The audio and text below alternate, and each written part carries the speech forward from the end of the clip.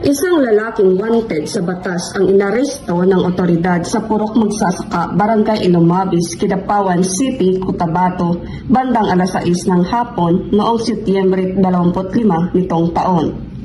Kinilala ni Police Lieutenant Colonel Dominador L. Palgan Jr., hepe ng Kidapawan City Police Station, ang nahuling suspect na si alias Julie, 44 na taong gulang, residente ng nasabing barangay at tinuturing na top 5 provincial level most wanted person. Si Julie ay inaresto sa bisa ng warrant of arrest na inilabas ni Judge Alexander Balinguet Yara ng 12 Judicial Region, Branch 61, Kidapawan City na may pitsang September 23, 2024 para sa kasong murder na walang nakalaang piyansa. Patuloy ang pagsisikap ng PNP para mahuli ang lahat ng may pananagutan sa batas para sa isang mapayapa at maunlad na bagong Pilipinas. Mula dito sa General Santos City, ako ang inyong PNN correspondent, Patrolwoman Vina Morales, alagad ng batas, tagataguyod ng Balitang Pulis.